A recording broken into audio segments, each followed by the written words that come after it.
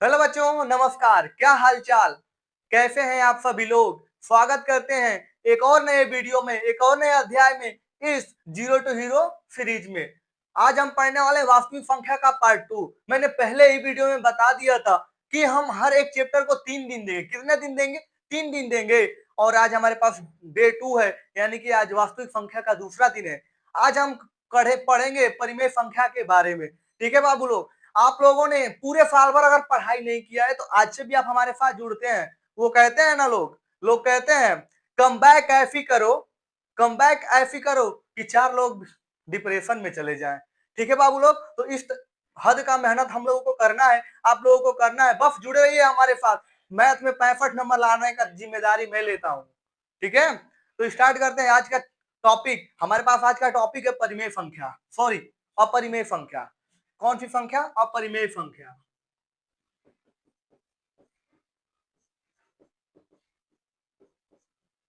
अपरिमेय संख्या बाबू लोग, मैंने आप लोगों को पहले ही क्लास में बता दिया अपरिमेय संख्या, इसलिए अपरिमेय संख्या के बारे में ज्यादा बताने की जरूरत नहीं है। अच्छा, ये पढ़ने से पहले हम थोड़ा सा पिछला वाला रिवाइज कर ले। लास्ट टॉपिक हमारा क्या था? लास्ट टॉपिक था LCM. LCM A comma B बराबर A into B by H C F A comma B. यही हमारा लास्ट सूत्र था भाई, यही हमारा लास्ट वाला सूत्र था। और ये सूत्र इतना इंपॉर्टेंट है कि इस पे हर साल एक क्वेश्चन आते हैं, हर साल एक क्वेश्चन आते हैं, और इस साल भी आएगा। ठीक है, मैं पूरे गारंटी के साथ कह सकता हूँ कि इस पे इस साल भी एक सवाल आएगा। ठीक है, तो अपरिमेय संख्या, सॉरी अपरिमेय संख्या, मैंने अपरिमेय संख्या के बारे में पहले ही क्लास में अच्छे से समझा दिया है, लेकिन आ गया है तो एक बार फिर से समझा देते हैं। अपरिमेय संख्या वे होते हैं, कौन होते हैं जी? जिनके दशमलव प्रसार शांत नहीं होते हैं, अशांत होते हैं। क्या होते हैं? अशांत होते हैं, और इन्हें पी बाई क्यू के रूप में लिखा नहीं जा सकता है। ठीक है, तो वे संख्या जिसके दशमलव प्रसार शांत नहीं होते हैं, अपरिमेय संख्या कहते हैं। अपरिमेय संख्या कहा जाता है। ठीक है बाबू लोग, अपरिमेय संख्या कहा जाता है। ये बातें समझ में आई? उदाहरण देख लेते हैं। उदाहरण, शांत और अशांत आप कक्षा 9वीं में पढ़ चुके हैं। ठीक है, तो उदाहरण क्या हो जाएगा? 0.10 1 0 1 0 0 डॉट डॉट डॉट। बाबू देख, अगर एक यहाँ पे हम पैटर्न देखें तो ये 0 0 0 0 बढ़ता ही जा रहा है, यानी कि यहाँ तक क्या हो सकता है, मतलब कि ये जीरो अभी बढ़ता ही जाएगा, कहाँ तक बढ़ेगा किसी को कुछ पता नहीं है। तो इसको हम पी बाई क्यू के रूप में लिख नहीं सकते हैं। ये उदाहरण था हमारे पास। ये क्या था? एग्जाम्पल। एक्स का मतलब एग्जाम्पल होता है, पहले ही वीडियो मैंने बता दिया है, कोई एक्स के बारे में नहीं सोचेगा। ठीक है, नेक्स्ट देखते हैं हम। नेक्स्ट टॉपिक जब हमारे पास ये, जब यहाँ तक की चीजें समझ में आ जाती हैं, तो अगला हमारे पास प्रमेय नंबर 2 आता है। क्या आता है बाबू? प्रमेय नंबर 2। और प्रमेय नंबर 2 क्या कहता है? प्रमेय नंबर 2 कहता है यदि ए स्क्वायर, क्या जी? यदि ए स्क्वायर बी से भाज्य है, क्या है? बी से भाज्य है, तो ए भी बी से क्या होगा? भाज्य होगा। यही हमारी प्रमेय नंबर 2 है। यदि ए स्क्वायर अगर बी से भाज्य है तो ए भी क्या होगा? बी से भाज्य होगा। ठीक, जैसे जैसे अगर हमारे पास 3 का, सॉरी 9 का होल स्क्वायर ले लेते हैं हम, और इसको अगर 3 से भाज्य है तो 9 भी क्या होगा? 3 से भाज्य होगा। कैसे? 9 81, 81 में 3 से अगर भाग देंगे तो क्या आ जाएगा? 3 दूनी के 6, 3 सत्ते 21, इसको काटेंगे तितली के 9। तो यहाँ पे क्या हो गया बाबू? ये हमारे पास अगर ये भाज्य है, ए स्क्वायर बी से भाज्य है, तो ए भी क्या होगा? बी से भाज्य होगा। यहाँ तक की बातें समझ में आई?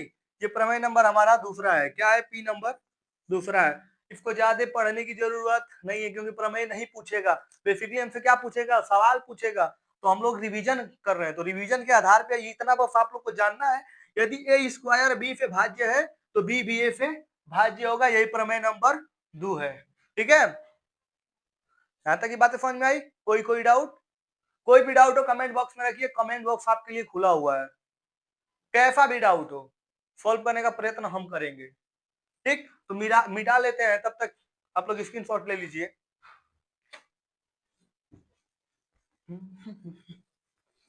ठीक है, तो वीडियो को आगे बढ़ाते हुए देखेंगे। अब हम देखना क्या है बाबू लोग, मोस्ट इंपोर्टेंट, क्या जी, मोस्ट इंपोर्टेंट, मोस्ट इंपोर्टेंट है क्या है जी बाबू, मोस्ट इंपोर्टेंट है ये। एक साल नहीं, हर साल इससे सवाल आते हैं। मान लीजिए दे देगा रूट में 3, रूट में 5, रूट में 6, रूट में 7, रूट में 8, dot dot dot dot, root में कुछ दे सकता है। मान लो रूट में दे दिया 11, क्या दे दिया, रूट में 11।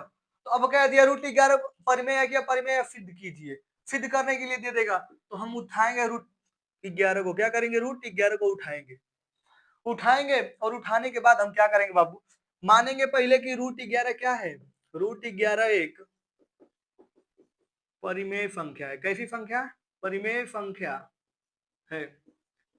रूट 11 क्या, एक परिमेय संख्या। अगर ये परिमेय संख्या है, अगर ये परिमेय संख्या है तो ये पी बाई क्यू के रूप में आएगी, पी बाई क्यू के रूप में आएगी। और यहां लिख देंगे क्यू नॉट इक्वल टू 0, ये 0 के बराबर भी नहीं होना चाहिए क्यू। ठीक, अब यहाँ पे देखेंगे तो पी और क्यू क्या है, तो पी लिख लेंगे नीचे, ठीक है। पी कोमा क्यू एक धन पूर्णांक है। कौन से पूर्णांक, धन पूर्णांक, धन पूर्णांक है, ठीक है। पी और क्यू हमारे क्या है, एक धन पूर्णांक है। अब जिसका एक के अलावा, एक के अलावा कोई भी उभयनिष्ठ, उभयनिष्ठ गुणनखंड नहीं है। देखो भाई, सबके लिए स्टेप सेम रहेंगे। ये जो जितने भी स्टेप हैं हर एक के लिए, root 3, root 5, root 6, root 7, root 8, root 10, root 11, 12, 13, सबके लिए ये वाला स्टेप सेम रहेंगे। चेंज क्या होगा, बस रूट 11 की जगह रूट 5, 3, 4, 6, 7 जो भी डालना होगा आप डाल सकते हैं। ठीक, उभयनिष्ठ गुणनखंड नहीं है। अब आगे हम क्या करेंगे, अब आगे हम क्या करेंगे, रूट 11 बराबर पी बाई क्यू वर्ग करवा देंगे। क्या करवा देंगे, वर्ग लिख देंगे यहाँ पे। वर्ग करने पर, वर्ग करने पे बाबू जैसे ही हम वर्ग करेंगे तो क्या आ जाएगा, 11 बराबर P square by Q square. Q को क्या करेंगे हम, इधर दे देंगे, तो पी स्क्वायर बराबर क्या आ जाएगा, 11 क्यू स्क्वायर। ये हो जाएगा हमारे पास समीकरण 1। क्या हुआ, समीकरण 1। अगर हम समीकरण 1 में ढंग से देखें, समीकरण 1 में अगर हम ढंग से देखें तो अब इसमें अगर 11 नीचे कर देंगे तो 11 से 11 कट जाएगा, यानी क्यू स्क्वायर तो 11 से भाग्य है। 11 इंटू क्यू स्क्वायर 11 से भाज्य है। अब पी स्क्वायर भी तो होगा, तभी तो इसके बराबर में है। पी स्क्वायर इसके भाग में बराबर है, तो कहीं ना कहीं ये भी तो 11 से भाज्य होगा। तो यहाँ पे लिखेंगे पी स्क्वायर 11 से क्या है, भाज्य है। जब पी स्क्वायर 11 से भाज्य है तो पी भी भाज्य होगा। अभी मैंने प्रमेय 2 बताया है, मैंने अभी प्रमेय 2 बताया है कि अगर पी स्क्वायर 11 से भाज्य है तो पी भी क्या होगा, 11 से भाज्य है। ठीक, यहाँ तक की बातें समझ में आई, यहाँ तक कोई डाउट नहीं होना चाहिए, एकदम आसान भाषा में समझना है आप लोगों को। और यहाँ से अब आगे हम बढ़ेंगे, तो अब हम पी स्क्वायर के स्थान पे क्या मानेंगे, पी के स्थान पे कोई नई संख्या मान लेंगे। कोई भी नई संख्या, ABCD कुछ मान सकते हो, अपना नामो मान सकते हो। चलो हम पी क्यू आर मान लेते हैं। तो पुनः माना, पुनः माना P बराबर क्या जी, P बराबर 11 आर। क्या मान लेंगे, 11 आर। अगर 11 है तो 11 मानेंगे, 5 है तो 5 आर मानेंगे, 7 है तो 7 आर मानेंगे, कुछ जवन भी रहेगा तो उन्हें आर मानेंगे। ठीक है, तो यहाँ से 11 आर हमने मान लिया। जब 11 आर हमने माना तो आगे क्या, आगे क्या, समीकरण 1 में रखेंगे। तो समीकरण 1 में P का मान, P का मान रखने पर, क्या करने पर बाबू, P का मान रखने पर। तो समीकरण 1 हमारे पास क्या था, पी स्क्वायर बराबर 11 क्यू स्क्वायर, पी स्क्वायर बराबर 11 क्यू स्क्वायर समीकरण 1 था।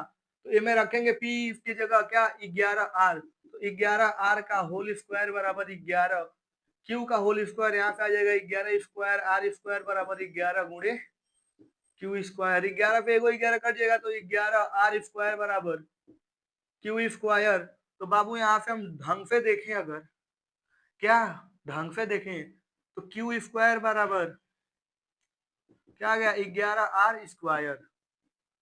तो अगर क्यू स्क्वायर 11 आर स्क्वायर के बराबर है तो आर स्क्वायर 11 से भाज्य होगा, और कहीं ना कहीं अगर बराबर है तो क्यू स्क्वायर भी 11 से क्या होना चाहिए, भाज्य होना चाहिए। तो यहाँ पे लिखेंगे क्यू स्क्वायर 11 से क्या है, भाज्य है।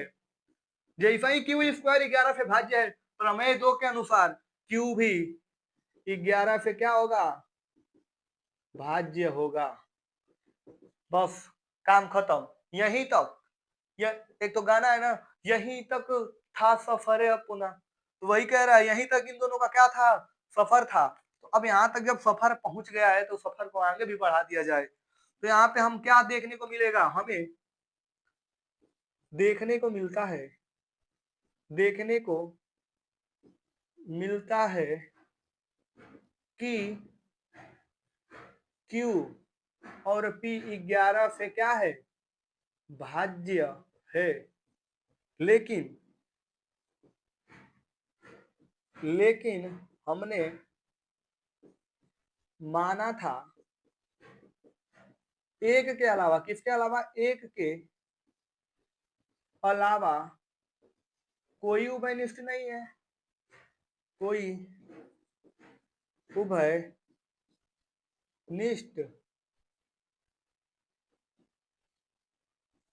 नहीं है, अतः विरोध प्राप्त हो रहा है, नहीं है, इसलिए कथन का विरोध हो रहा है। कथन का क्या हो रहा है, विरोध प्राप्त होता है, इसलिए अपरिमेय √11 एक क्या है, √11 एक क्या है, अपरिमेय है, अपरिमेय है। ठीक है, बात समझ में आई। ये एक पूरा सैंपल है, इसी तरह से सारे सवाल लगेंगे। कैसे वाले, जितने भी √3 √5 √6 √7 √8 √10 √11 √13 √14 15 17 19 18 कौनो रूट, ऐसा ही लगेंगे। कैसे लगेंगे एक बार फिर से समझा दे रहे हैं। लिखेंगे, पहले मानेंगे उसको एक परिमेय संख्या मानेंगे, उसके बाद उसको P बाई Q के रूप में लिखेंगे, और हमको पता है कि Q 0 के बराबर नहीं होता है। फिर हमने क्या किया, Q और P एक धन पूर्णांक है, सही है भाई, धनात्मक संख्या है तो धन पूर्णांक मान लेंगे। जिसका एक के अलावा, यहाँ पे एक है बाबू, का है, एक है, गोला नहीं और केक नहीं, केक नहीं समझना, एक है, एक के अलावा कौनो उभयनिष्ठ गुणनखंड नहीं है, एक के अलावा कौनो उभयनिष्ठ गुणनखंड नहीं है। 11, अब वैसे को लिख लेंगे ना, √11 बराबर P बाई Q वर्ग कर रहे हैं, वर्ग करेंगे तो 11 का, ओ भाई साहब, हाँ सही तो है, रूट से रूट कट जाएगा तो 11 आ जाएगा, यहाँ पे P स्क्वायर और Q स्क्वायर आ जाएगा। यहाँ पे देखेंगे P square Q 11 Q square के बराबर है। अब ये प्रमेय 2 था, कौन था ये, यहाँ पे P2 का उपयोग हुआ है प्रमेय 2 का। देखो जैसे हमने बताया था ना कि A स्क्वायर अगर B से भाज्य है तो A भी क्या होगा, B से भाज्य होगा। सेम P स्क्वायर 11 से भाज्य है तो P भी 11 से भाज्य होगा। फिर यहाँ पे पुनः मान लेंगे P के बराबर 11 R, समीकरण एक में से Q P का मान रखने पर यहाँ पे P की जगह 11 R रख देंगे, तो 11 R का होल स्क्वायर, यहाँ पे 11 से 11 कट जाएगा बाबू, एक 11 बच जाएगा। यहाँ पे Q स्क्वायर बराबर 11 R।